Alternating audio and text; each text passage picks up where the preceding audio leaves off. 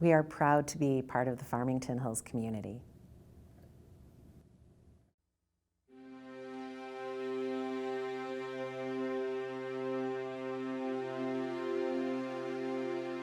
I'm Robin Axelrod. I'm the Director of Education at the Holocaust Memorial Center in Farmington Hills. The purpose of the Holocaust Memorial Center is to both be a living memorial to those who were murdered and who perished during the Holocaust, and also to be a place that serves as a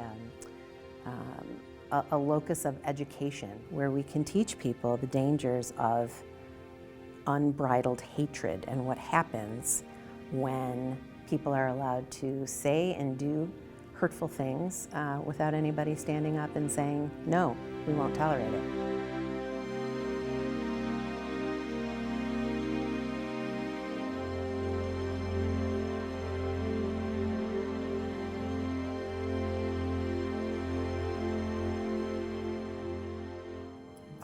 The flooring, when you walk in, is shiny and black.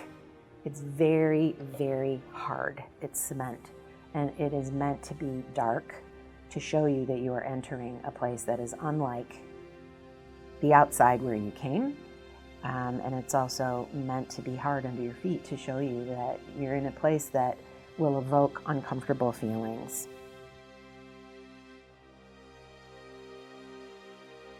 We have a book in the lobby, the title of which is Jew.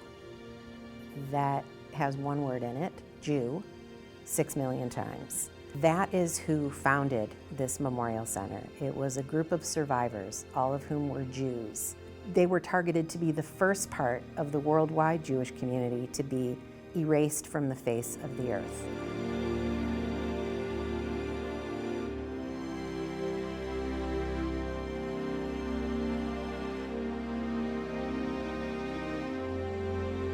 We have a boxcar in our front entryway, and it was used to transport human beings from a gathering spot in a town to concentration and extermination camps. And when you look inside, there are no seats, there is no heat, there's no air conditioning, there are no toilet facilities. It's just an empty boxcar. And up to 100 people, or sometimes more, were crammed in those boxcars for days and days at a time. And those who survived that transport were then either sent to their immediate deaths or to work in a work camp. Many people did not survive the journey.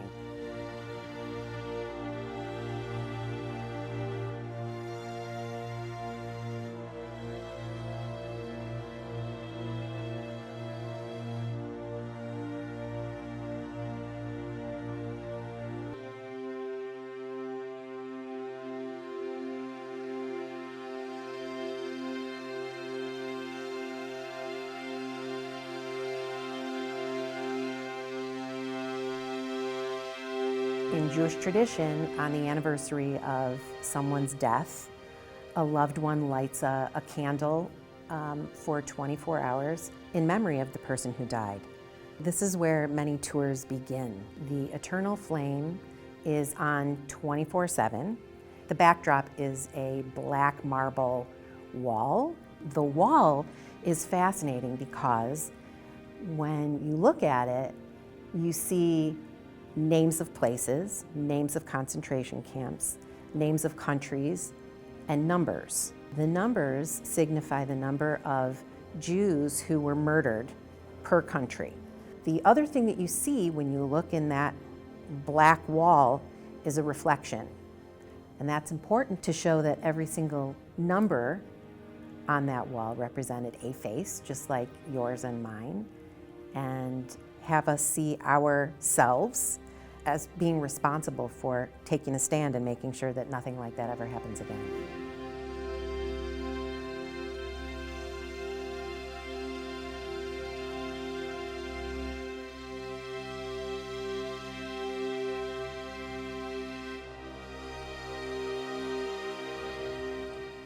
The descent into Nazism is part of our core exhibit that is interesting both in terms of the archival material that we have and the architectural space that it sits in.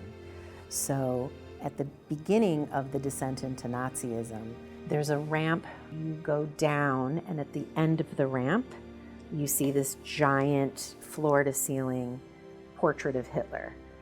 The room before that is carpeted, and it's very warm, and there's natural light. When you turn to go down that ramp, the museum starts to descend. The floor actually descends and it narrows.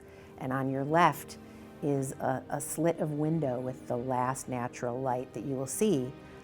We have a variety of materials in that exhibit that include an armband worn by Nazi soldiers, yellow Star of David that Jews were forced to sew onto their clothing so that they could be spotted from far away, and Jews had to separate themselves by law.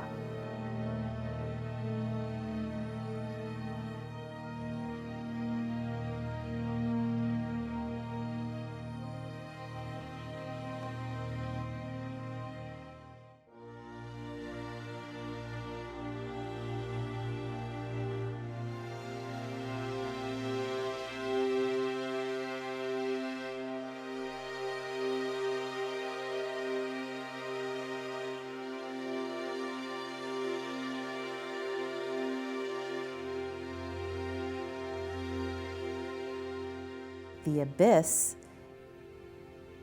the darkest part of the museum, you get to it through the most narrow opening in the entire exhibit. On the wall are a variety of film clips, actual footage taken when General Eisenhower, later President Eisenhower, and his troops were liberating a camp called Orduf. And General Eisenhower insisted that the townspeople had to come in and see what was going on under their noses the entire time. They had to come in and see the mounds of dead bodies, the stench of dead and rotting bodies. He wanted the townspeople to come in and see what had happened.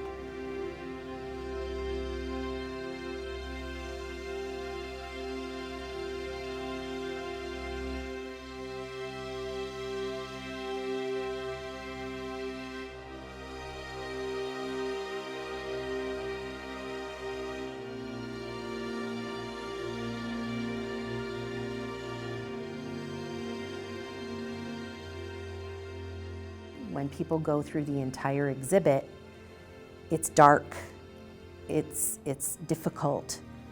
Just when you go, as I said, you go down the ramp and narrow into the depths of Nazi ideology and Nazi history, at the end of the museum, you come up a ramp and go toward light, and you see the hope and the future. We are one of 11 sites in North America that is fortunate to have one of the saplings from the original Anne Frank tree that she wrote about in her diary 3 or 4 times. It's as if you're looking out the window that Anne Frank looked out of when she could see the tree, and there is a specially created environment for that tree. It's a white horse chestnut. So you look out the tree. It's a very quiet, contemplative area, and it was a source of comfort and inspiration for her. We have a tremendous library and resource center with an archivist and librarian who is an expert on genealogy, and people come into the library all the time wanting to search for information about their family roots or about somebody else's family, and the best way to research your own family roots is to contact our librarian. This is a huge place with over 65,000 people who visit every year, and we have a relatively small staff, so we need volunteers. We love working with volunteers. We're always looking for more people, and they should just call our main number, tell the person who answers the phone what they're interested in doing, and they'll be directed to the right person to talk to. If someone is interested in helping us financially, making a contribution, and that's really what it takes to keep us here and keep our lights on, the easiest way to do that is to look on our website. We are right here in the heart of Farmington Hills, and we invite all of our neighbors here and in the surrounding areas to come in and see what we're all about. Go to our website, check out our hours. We welcome people to come here. We want to show you this treasure that's right here in Farmington Hills.